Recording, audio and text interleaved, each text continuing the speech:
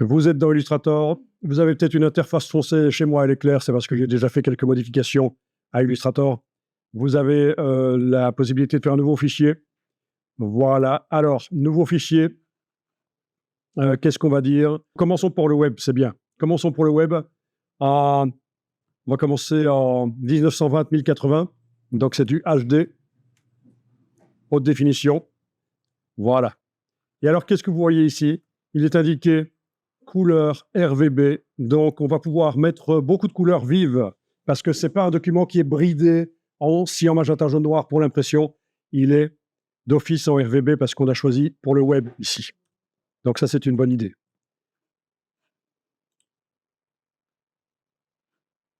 Donc, le document s'est créé, voilà. Zoom arrière comme dans Photoshop, bouger l'image sur l'écran comme dans Photoshop, se débarrasser des palettes de droite comme dans Photoshop.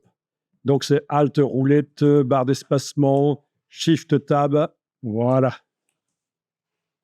La palette des outils, vous l'avez en 2 colonnes ou en une colonne? Une, faites-la passer en 2 colonnes, ce sera mieux, avec la double flèche ici. Ensuite, on va demander aussi, dans le menu fenêtre, barre d'outils, on va aller demander d'avoir la palette des outils complète, parce que là, c'est la palette des outils simplifiée. Et autant directement voir tout ce qu'il y a dans Illustrator. Voilà. Donc, menu fenêtre, barre d'outils, avancé. Voilà. Si vous avez fermé la barre des outils avec la petite croix, c'est là que vous allez récupérer aussi menu fenêtre, barre d'outils, avancé. Donc, palette des outils en 2 colonnes, c'est beaucoup mieux parce que comme ça, vous avez des grandes vignettes ici. C'est beaucoup moins encombré qu'avec la palette en 1 colonne. Palette des calques, menu fenêtre calque. C'est comme dans Photoshop, dans le menu fenêtre, c'est par ordre alphabétique. Voilà la palette des calques, je l'ai détachée, je l'ai déplacée, voilà. Donc actuellement, on a un calque et il est vide, il n'y a rien dessus. Alors voilà, on va utiliser la génération par intelligence artificielle, on va tester ça. Donc, disponible dans la version de 28, donc la version 2024 de Illustrator. Avant, ça n'existe pas dedans. Bon, il faut toujours vérifier qu'on est bien à jour au niveau des versions, qu'on est bien synchro, parce que l'intelligence artificielle, ça évolue tellement vite d'une semaine à l'autre. Il est possible que moi, je vais vous montrer quelque chose et que vous allez voir, ça va fonctionner différemment chez vous parce que vous aurez une ancienne version, ou inversement, c'est peut-être moi qui aurai l'ancienne version. Donc, on va aller voir dans le menu Illustrator, dans « À propos d'Illustrator ». On va aller voir quelle est la version qu'on a actuellement. Chez moi, il est indiqué 28.7.1. Chez vous aussi? Super, vous avez la dernière version. Sinon, il a fallu aller dans le manager d'application Adobe, le petit nuage ici, et demander voir les mises à jour, et puis demander de mettre à jour Illustrator. Mais là, il ne le propose pas, donc ça veut dire que c'est à jour. J'ai une seule appli qui n'est pas à jour, c'est Animate actuellement. Voilà, mais c'est pas grave.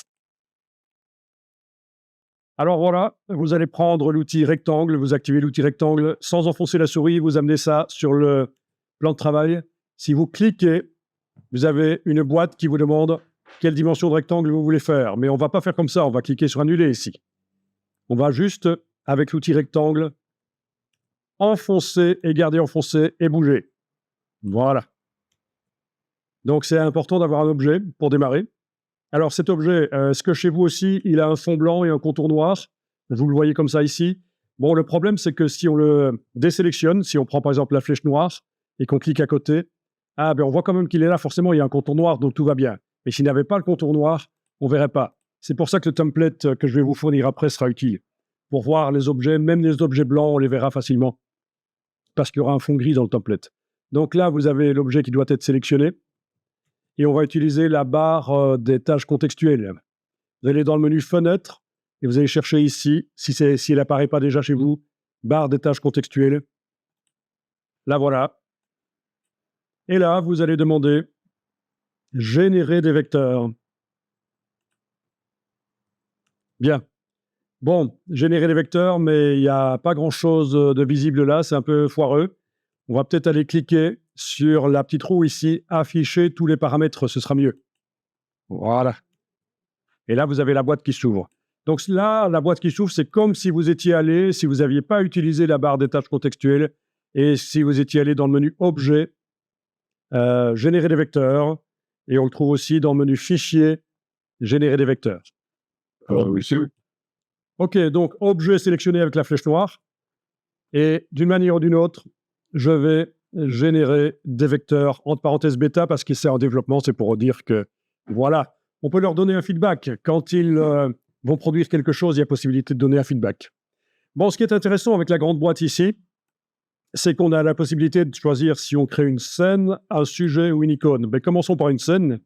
Voilà.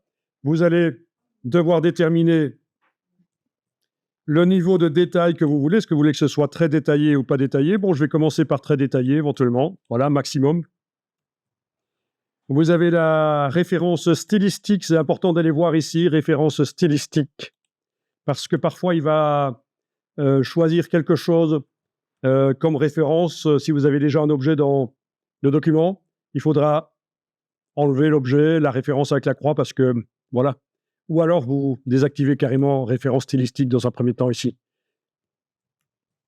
Parce que, voilà, ça peut expliquer pourquoi, parfois, quand vous faites de la génération, vous avez des objets qui sont monochromes, parce qu'il y a un fond monochrome dans votre... un grand rectangle monochrome déjà en arrière-plan dans votre document. Voilà, donc référence stylistique, on verra ça après. L'effet et couleur et ton, on verra ça après aussi. Dans un premier temps, vous allez juste, ici, dans le prompt, décider qu'est-ce que vous voulez voir. Je vais tenter en français. Moi, d'habitude, je le fais en anglais. Et je me suis lancé dans un truc où je ne sais même pas comment ça s'écrit.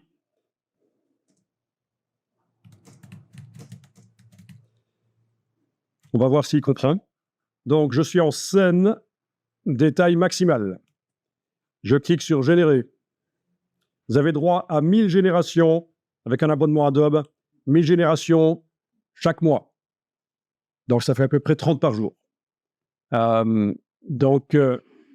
Et si on arrive au bout des 1000, il faut payer pour en avoir plus. Donc là, ça prend du temps, c'est ça le problème. Parce que ça communique par le web avec le cloud d'Adobe. Le panneau propriété, c'est ouvert. Voilà. Alors, ce que vous allez faire, avec la flèche noire, vous avez l'image là qui est sélectionnée. Tous les vecteurs sont sélectionnés. Si vous cliquez à côté, ce n'est pas sélectionné. Si vous cliquez dessus, c'est sélectionné. Bon, quand c'est sélectionné, avec la touche Alt, la touche Option enfoncée au clavier, vous allez déplacer une fois, deux fois. Voilà. Donc là, on a 3 fois le même paysage. Où sont mes sangliers? Mince. Nom d'une glande. C'est pas grave. Je continue l'explication. Ici, c'est le premier, ça c'est le deuxième, mais je dois indiquer ici que je veux voir le deuxième à cet endroit-là. Voilà. Dans le panneau propriété, je clique sur deuxième. Le troisième, je clique sur le troisième. Attends, je parle un peu. Voilà, je clique à côté et voilà mes 3 versions très détaillées apparemment de scènes. Voilà, mais mes sangliers, il les a bouffés, je ne sais pas ce qu'il a fait avec, mais... Ok, c'est pas grave, on va réessayer. Ouais, ça. Ok, sinon il m'a fait une clairière quand même au lever du soleil, mais les sangliers, il faudra que je les ajoute manuellement après. Ah, les Sanglers, oui, il n'a pas compris, il a cru que c'était une série TV sur Nickelodeon, les Sanglers. Ok, donc sinon vous avez vu, pour que les 3 apparaissent, voilà, ben je vais lui demander de régénérer, on va voir. Hein. Voilà. Je vais peut-être dupliquer ici l'image et lui demander de régénérer. Ok, sinon je le mettrai en anglais. Voilà, générer, j'ai cliqué sur générer en ayant la copie d'image sélectionnée. Donc, dans le même objet, on va dire, il va y avoir 6 possibilités maintenant.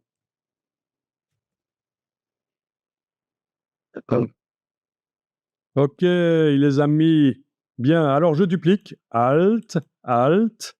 Là, ça va être la version de droite. Il semblait bien qu'il comprenait bien ce que c'était un sanglier, non d'une glande. Ok, voilà. Voilà mes 3 versions.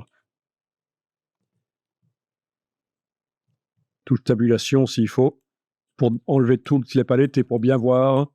Voilà, OK. Amusant. Touche tabulation pour récupérer les palettes. OK. Alors, voyons. On va redémarrer ça. Et ici, je vais juste recopier le même prompt. Je le sélectionne et je le copie, commande C.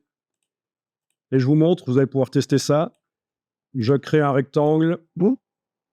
Peu importe à quoi il ressemble, le rectangle, c'est juste qu'il faut un objet de départ rectangulaire.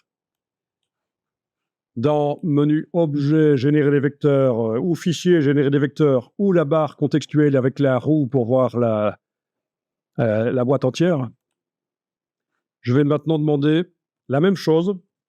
OK, il n'y avait même pas besoin de copier, il a repris, c'est bien. La même chose, mais au minimal, détail minimum, pour avoir quelque chose de moins réaliste et de plus graphique. Générer.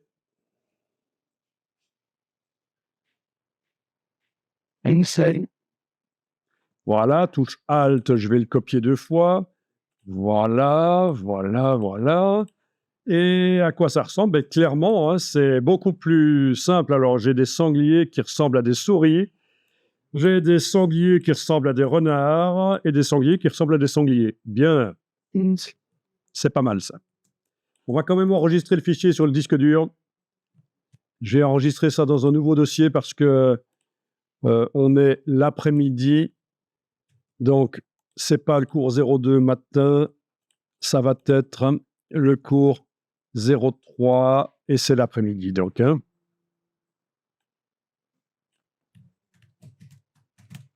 Voilà, cours 03 en tout cas, c'est ce qu'il faut parce que vous allez devoir rendre tout ça et pour s'y retrouver. Voilà, cours 03. Ok, j'étais en train de dire donc que j'enregistre dans le cours 03 le document ici. Sanglier, il faudrait que je sois un peu plus rigoureux quand je tape. Sanglier-01, je vais faire comme pour dans Photoshop précédemment, on avait mis un incrément. Donc régulièrement, je vais enregistrer en changeant le numéro. Voilà. Dans les options Illustrator qui arrivent, il suffit de cliquer sur OK, vous n'avez pas de questions à vous poser. Voilà. Alors, si votre plan de travail commence à être un peu étroit, premièrement, il faut le dire, on peut dans Illustrator tout faire en dehors du plan de travail, en dehors de la zone blanche. Ce n'est pas un problème. Sinon, on peut en cours de route agrandir le plan de travail. Évidemment, on ne sera plus avec notre définition HD, mais ce n'est pas grave, ça peut se corriger après. Donc, avec l'outil plan de travail qui est là, vous pouvez prendre les poignées du coin et agrandir. Oups, attendez, il faut vraiment prendre la poignée du coin. Là, j'ai fait un CTRL-Z, un commande Z parce que j'avais bougé. Voilà. OK, donc là, je suis avec une image de 3300 sur 2012. Chez vous, c'est autre chose, évidemment. Mais donc, on n'est plus dans la HD. 1920 sur 1080, non, c'est plus ça. Mais c'est plus cool pour continuer les recherches. Alors ici, je vais prendre la flèche blanche plus qui se trouve derrière la flèche blanche. D'abord, il faut le dire, c'est quoi la flèche noire, c'est quoi la flèche blanche? La flèche noire, c'est quand on veut manipuler l'entièreté d'un groupe d'objets. Dans la palette des calques, l'intelligence artificielle de Illustrator vous génère des objets, des groupes d'objets qui s'appellent objets génératifs. Voilà, objet génératif, c'est un groupe avec plein de choses à l'intérieur, plein de choses, des groupes, des sous-groupes. D'accord? Et donc, la flèche noire, ça sert à manipuler l'entièreté du groupe. Voilà. La flèche blanche, ça sert à manipuler certains vecteurs. Donc là, par exemple, sur le nuage, je vais cliquer et je bouge. Voilà. Vraiment des vecteurs, précisément. Ça peut être plusieurs vecteurs. Clic, majuscule clic, ils sont tous les deux sélectionnés. Enfin, vous voyez, la flèche blanche, c'est pour manipuler des vecteurs, avec aussi les tangentes. Quand on zoome et qu'on clique sur des points, on a des poignées de tangentes, les petites boules au bout des tiges, là. Voilà. C'est la retouche au niveau de l'objet vraiment le plus bas, les points. Ok, il faut dire que si vous avez utilisé la flèche noire, et tout se sélectionne, vous voyez, et puis vous essayez d'utiliser la flèche blanche, ça ne va pas marcher. Ah ben non, ça va tout bouger, parce qu'ils sont tous sélectionnés. Donc, si vous utilisez d'abord la flèche noire et que vous voulez ensuite utiliser la flèche blanche, il faut d'abord cliquer à côté pour désactiver tout et puis venir cliquer sur les points et les bouger. Voilà.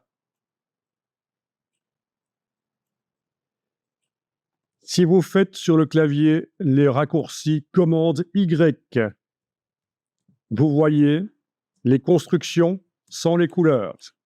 La version squelette de l'illustration. Ça, c'est commande Y, ça correspond à affichage aperçu ou affichage tracé, mais il vaut mieux retenir commande Y, c'est plus simple. Commande Y à nouveau, voilà, on voit avec les couleurs. Voilà.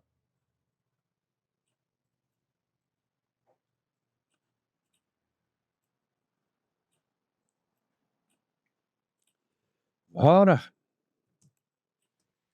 Mais alors, j'étais en train de vous parler de la flèche blanche plus. Elle se cache derrière la flèche blanche. Donc, vous pouvez garder le bouton de la souris enfoncé sur la flèche blanche là, entrer dans le menu jusqu'à la barre verticale. Et ça détache les outils. Et vous avez la flèche blanche plus. Et là, c'est entre les deux. Ça permet de sélectionner entièrement certains objets qui sont dans un groupe.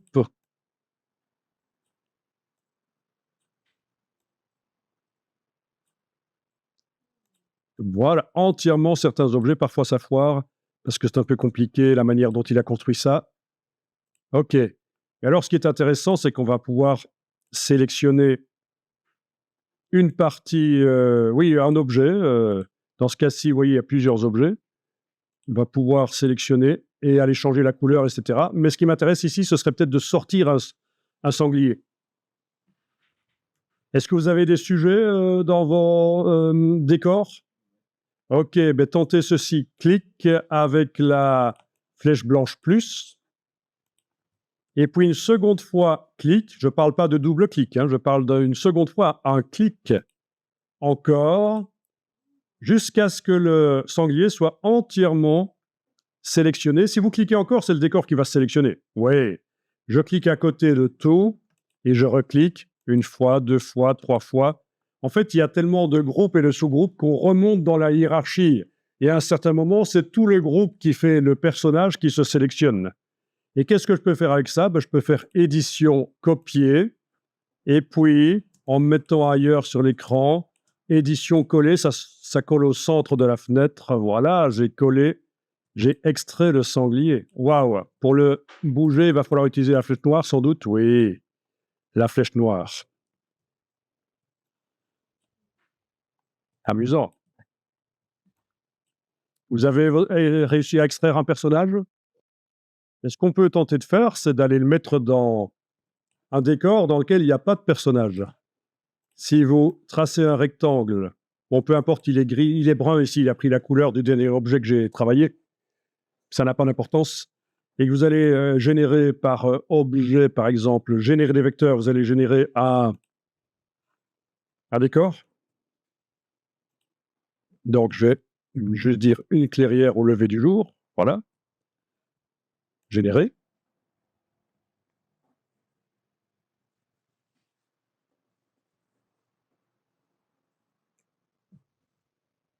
En supposant que votre sanglier il est chouette, vous allez pouvoir choisir pour lui maintenant un décor. Donc, le sanglier, je vais le mettre là sur le côté. Il est là en bas, voilà. Ce qui vient d'être généré, touche Alt, je déplace une fois, deux fois, je regarde ce qu'il a fait. Voilà. Et puis, je vais pouvoir tenter d'aller le déplacer. Mais alors, attention, les objets s'empilent dans Illustrator. Donc, les derniers objets sont toujours au-dessus des premiers.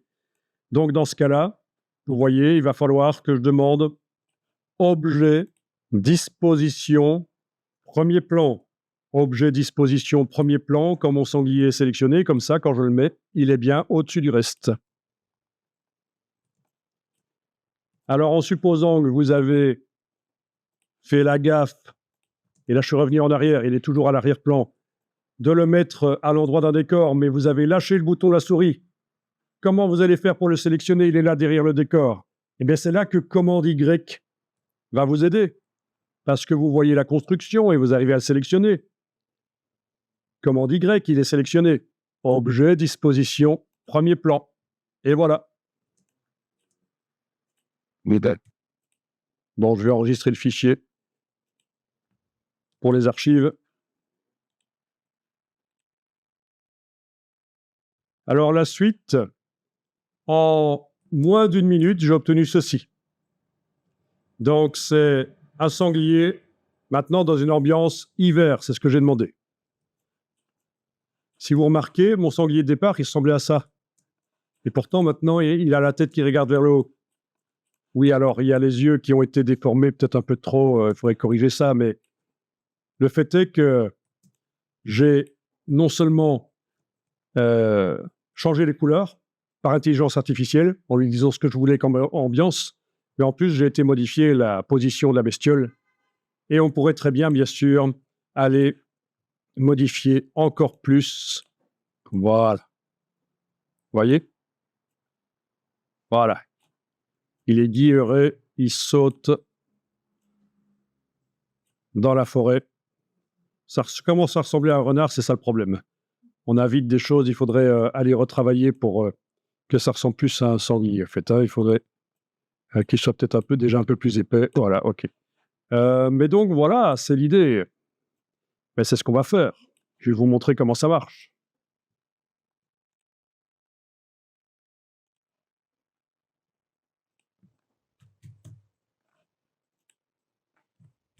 Donc, comment j'ai fait ça? Je vous montre. Je vais le mettre sur le côté, là. Ah tiens, il y en a 2 superposés. Non, c'est moi qui l'ai déplacé en enfonçant la touche Alt. OK. J'englobe avec la flèche noire. Touche Alt, je déplace. Voilà. Le sanglier qui n'a pas encore été déformé. Comme ça, je vais vous montrer comment on fait. Bon, d'abord, la recolorisation. Il y a plusieurs manières de recoloriser. On peut coloriser avec des gammes de couleurs qu'on s'est créées soi-même. On peut aussi coloriser avec l'intelligence artificielle. Et ça, en ayant donc le sanglier dans mon cas et le décor, mais chez vous, c'est peut-être autre chose, évidemment. Mais en tout cas, le décor et le sujet est sélectionné. Vous allez dans le menu Édition, modifier les couleurs, et vous avez recolorisation générative. Il est possible que vous l'ayez aussi dans la barre des tâches contextuelles. Oui, recolorer. Voilà. C'est la même chose. Sauf que c'est pas la même chose. Quand on clique sur recolorer, il faut cliquer maintenant sur option avancée. Excusez-moi, il faut cliquer maintenant sur recolorisation générative. Donc c'est pas si simple. Finalement, on aurait mieux fait de faire directement édition, modifier les couleurs, recolorisation générative, parce que ça nous a amené vers d'autres choses manuelles. Est-ce que d'une manière ou d'une autre, vous finissez par arriver à recolorisation générative? Oui. OK. Donc là, vous allez devoir indiquer ce que vous voulez comme ambiance.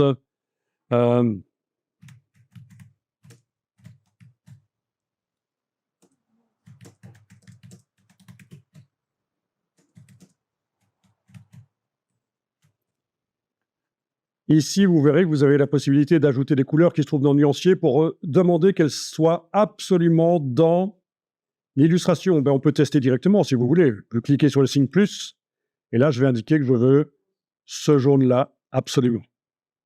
OK.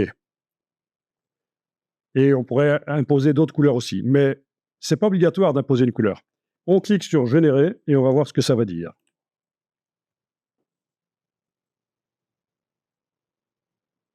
OK, donc là, il m'a fait 4 versions.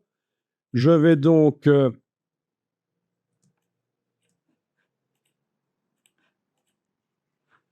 cliquez. Là, il n'y a pas de possibilité, je pense, de dupliquer en fait l'objet, quoique peut-être, on va voir. Je clique et je teste les différentes versions qu'il me propose là. Et je vous rappelle que j'avais demandé, le jaune était imposé en fait. Hein. Voilà. OK. Bon, que je me rappelle comment ça fonctionne. Si je duplique ceci, non, ça va pas marcher. C'est foutu. Une fois que c'est dupliqué, je pense pas qu'il va nous reproposer. Non, il ne nous repropose pas. C'est oublié en fait. Donc, faut se décider tout de suite. Il n'y a pas possibilité de les mettre côte à côte pour, sauf erreur de ma part, pour les comparer. Voilà. D'où l'intérêt de travailler sur une copie, comme ça, vous avez toujours l'original là-dessus. Je recommence, j'englobe l'original et le sujet, du décor et du sujet. Avec la touche Alt, je déplace. Je vais dans Édition, modifier les couleurs, recolorisation générative. Je dis ce que je veux.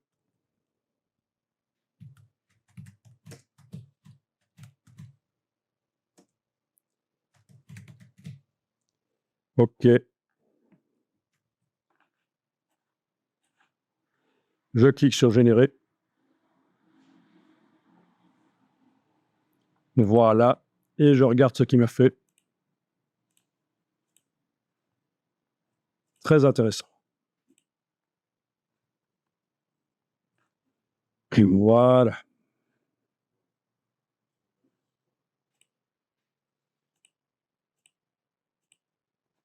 Oui, vous aviez des exemples de prompts, si vous voulez.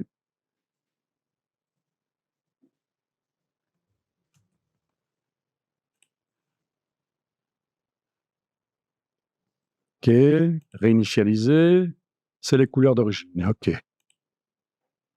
Donc pour ceux qui n'auraient pas travaillé sur une copie, il y a le bouton réinitialiser qui permet de remettre les couleurs d'origine, mais moi je vous conseille toujours de travailler sur une copie que vous avez faite là avec la touche Alt déplacée dans Illustrator, et en plus vous enregistrez régulièrement sous un nom différent, donc il est impossible quasiment de foirer, quoi. OK. Et redémarrer de ça pour faire une nouvelle recolorisation, pourquoi pas.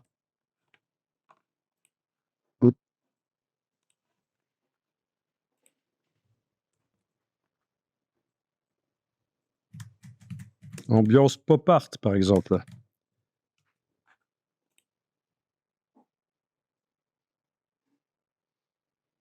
Ah, j'ai oublié de prendre le sanglier avec. OK, mais les pop art est intéressant. Très intéressant. OK, on va dire celui-là. Oui, il fait fort Barbie, ça me plaît ça. OK. Donc, je vais aller redupliquer le sanglier du dessus et le remettre là. Voilà.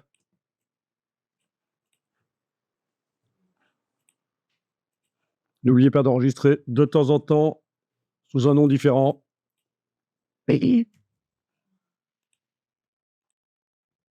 OK, ici, je vais travailler le sanglier.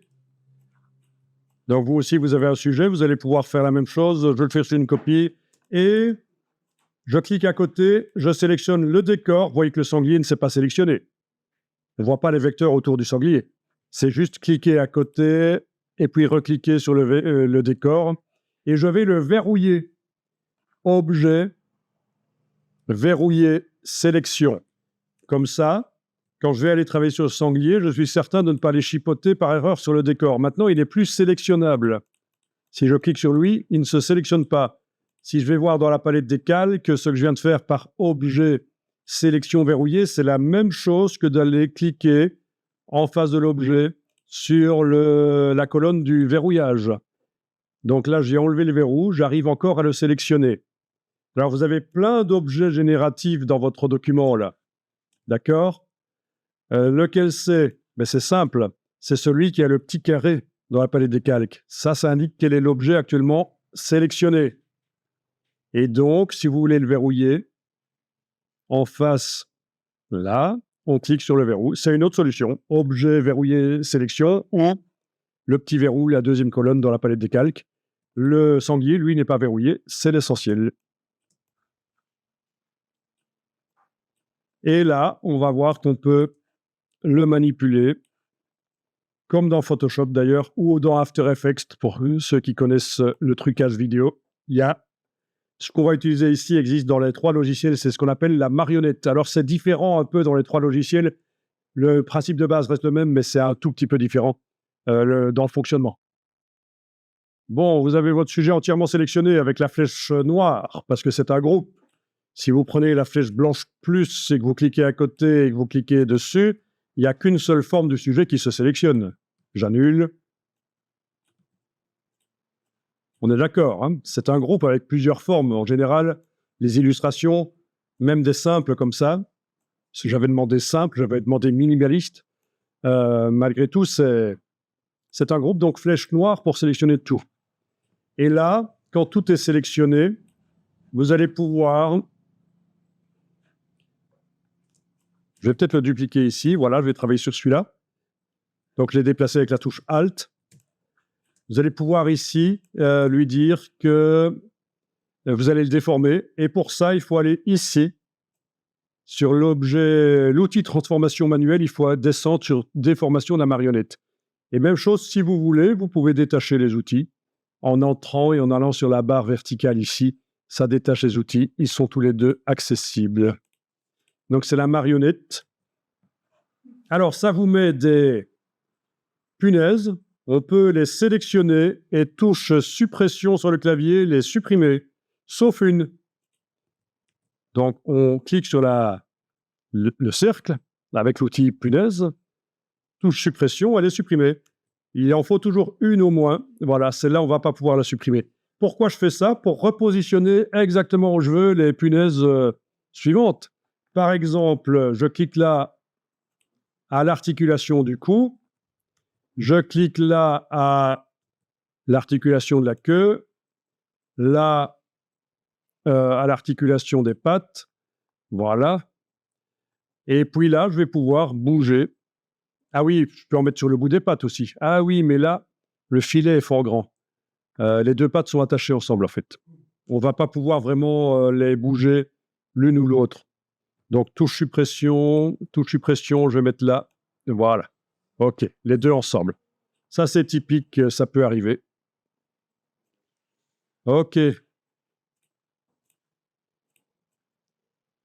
voyez le principe? La queue. Alors, la queue, je vais essayer de la tourner. Je sélectionne la punaise et je me mets à côté. Et c'est la queue qui tourne. Mais attention, le dos tourne aussi. Donc, je vais peut-être dire que le dos, je vais le coincer là. Je reprends la punaise là.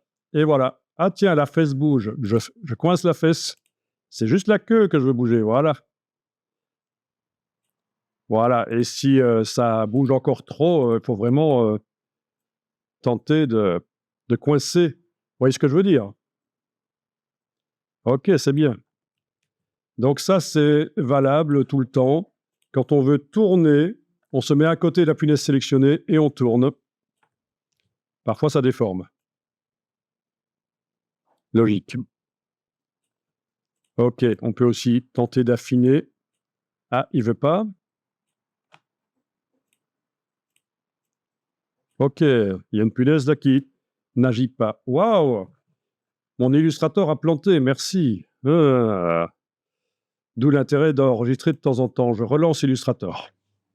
Bon, là, j'ai été un peu vite pour lui. Alors, qu'est-ce qu'il me dit? Adobe a redémarré suite à un incident. Super. Document récupéré. OK.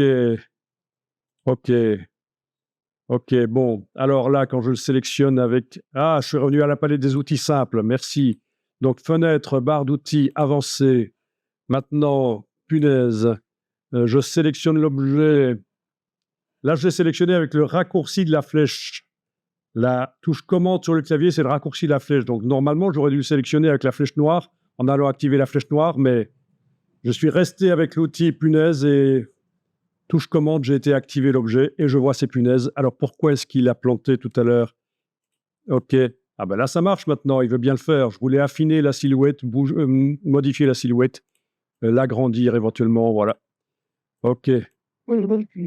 Après, quand on fait une vraie illustration, il y a bien sûr la possibilité d'aller avec la flèche blanche pour manipuler chaque point. La flèche blanche. Là, c'est le filet qu'on manipule. C'est assez grossier comme manipulation, mais techniquement, c'est pas mal, c'est sympa. OK. Ben, je vais enregistrer le fichier du coup. Est-ce que vous avez pu tester la marionnette? Oui. Il y a plein d'autres manières de déformer dans Illustrator, mais on n'est pas là pour faire une formation Illustrator complète. Alors la tête, elle n'est pas terrible. Il faudrait que j'aille remodifier ça. Il y a, comme qui dirait, une Sakwe Kinvana.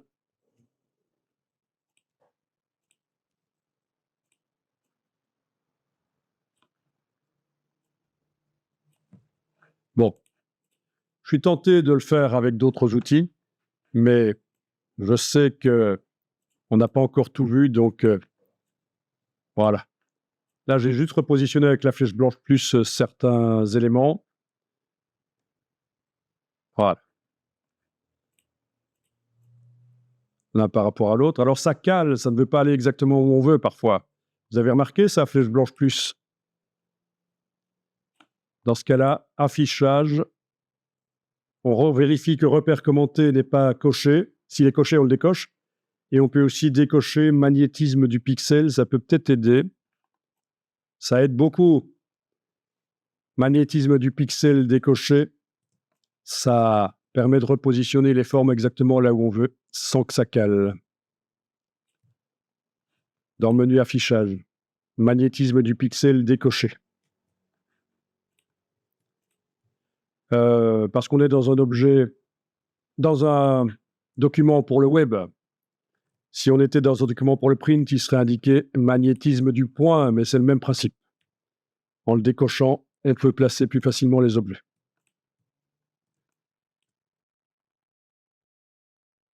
Donc ici, le sanglier, je le sélectionne avec la flèche noire. Vous avez l'autre outil de déformation, c'est la transformation manuelle. Là, vous avez un cadre qui arrive autour du sanglier. Si vous positionnez avec donc cet outil de transformation manuelle le pointeur autour du cadre, vous arrivez à bouger, à tourner. Et là, c'est parfois caché derrière la palette des outils. C'est ça qui est foireux. Parfois, on ne le voit pas. Il est derrière la palette des outils, parfois. Quand l'outil de transformation manuelle est activé, vous avez la possibilité d'enclencher la torsion. Au lieu de la transformation, comme je viens de le faire, oui d'ailleurs je n'ai pas vraiment fait, si je prends la poignée du coin et que je bouge avec la touche Shift pour garder les proportions, j'arrive à modifier la dimension. Voilà. Là c'est la torsion. Torsion. Et je prends une poignée du coin et je peux tordre.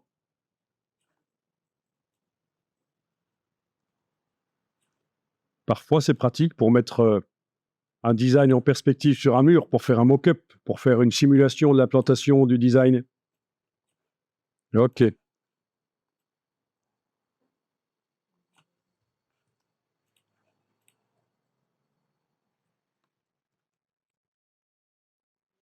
OK.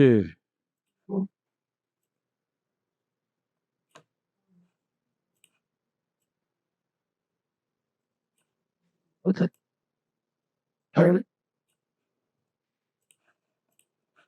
Bon, ça, c'est assez génial de pouvoir faire ce genre de choses. On est sur une illustration minimaliste, hein. Les premiers sangliers étaient plus réalistes, en fait. C'est pas ceux-là. C'est ceux-là, voilà. Ils étaient plus réalistes. Évidemment. Donc, tout ce qu'on fait là sur les minimalistes fonctionnerait aussi sur les réalistes. Flèche blanche plus, clic, clic. Commande C, donc édition copier. Puis aller sur une surface blanche. Commande V, donc édition coller. Et puis voilà. Marionnette. Supprimer éventuellement ou ajouter des punaises. Bouger. Alors là, il y a juste un problème ici. Parfois, le filet se met entre les pattes parce qu'elles sont fort rapprochées. Donc, voilà. Là, elles sont moins rapprochées, donc j'arrive à en bouger l'une par rapport à l'autre. Voilà.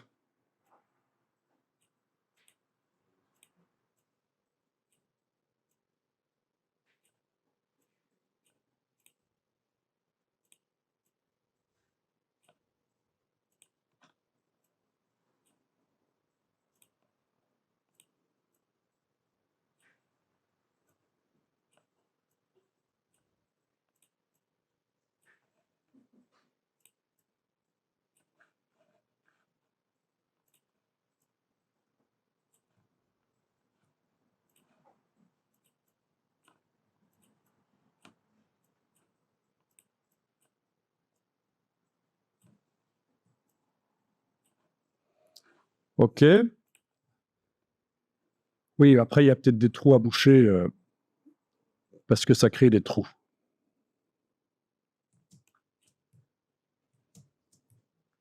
Donc, il faut faire une forme brune et la placer derrière, dans ce cas-là.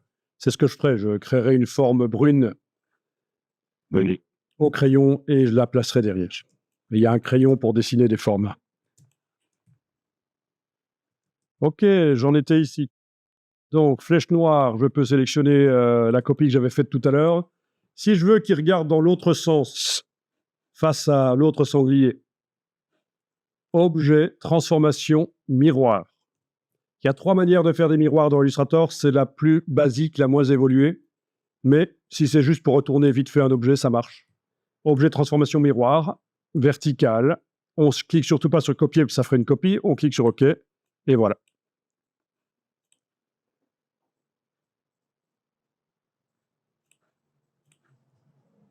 Oui.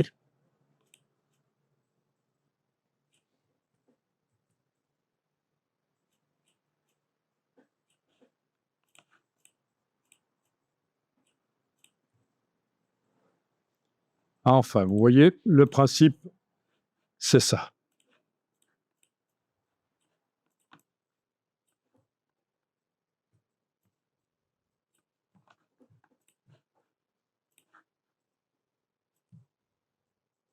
N'oubliez pas qu'à la transformation manuelle, si vous vous en servez pour agrandir les choses, il faut absolument enfoncer la touche Shift pendant que vous prenez une poignée du coin pour que les proportions soient gardées. Sinon, ça écrase dans un sens ou l'autre. Touche Shift avec l'outil de transformation manuelle.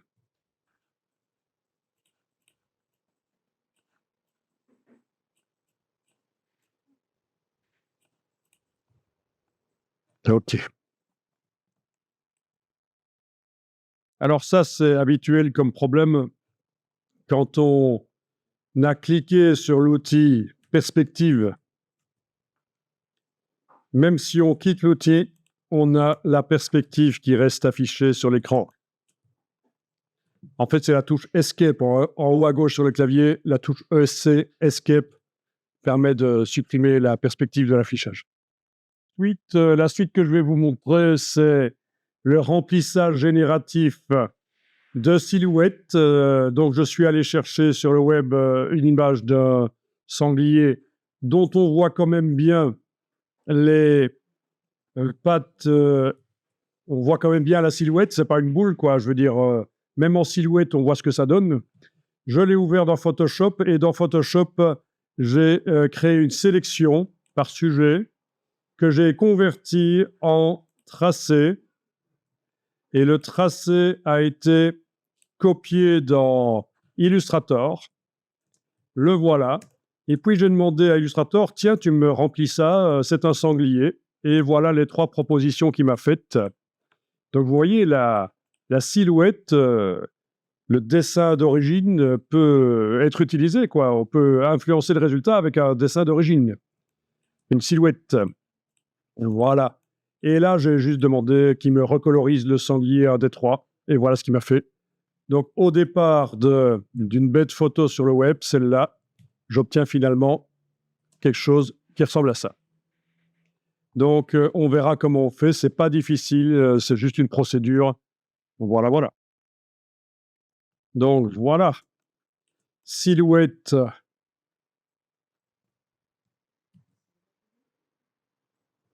C'est pas celui-là, c'est un autre. Voilà, silhouette de cette image-là en vectoriel.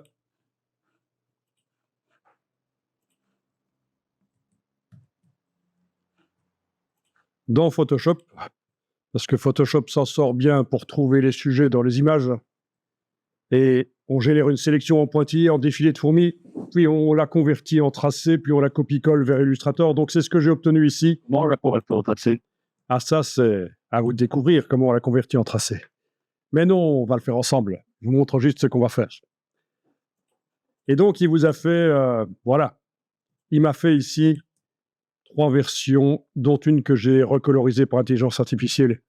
Et vous voyez que par rapport à la position de la tête du sanglier ou cochon, je ne sais pas, ici, je l'avais demandé à un sanglier, mais bon, c'est pas la même chose qu'il m'a fait là.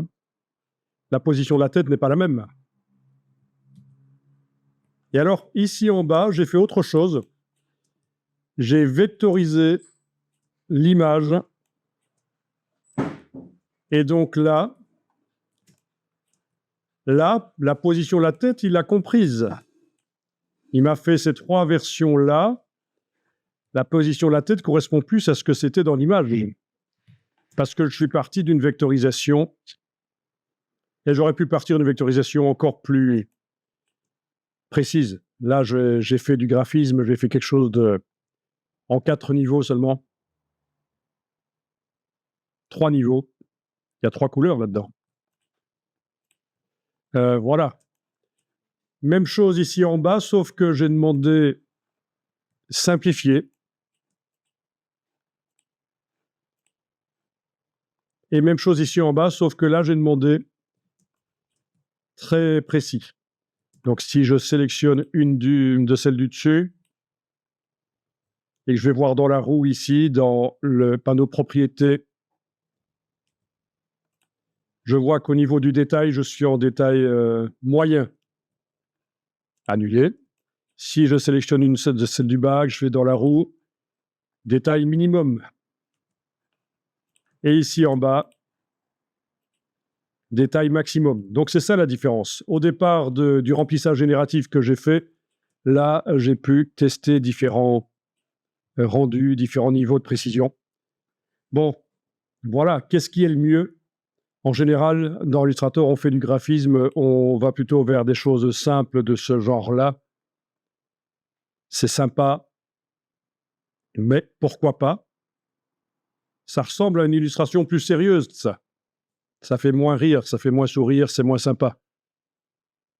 Là aussi, d'ailleurs, en qualité moyenne. Vous voyez, donc, vous l'avez montré, hein, dans Illustrator, c'est pas plus mal de faire des choses sympas, minimalistes. Maintenant, à vous de voir. Donc, comment ça fonctionne? Eh bien, on va faire ça.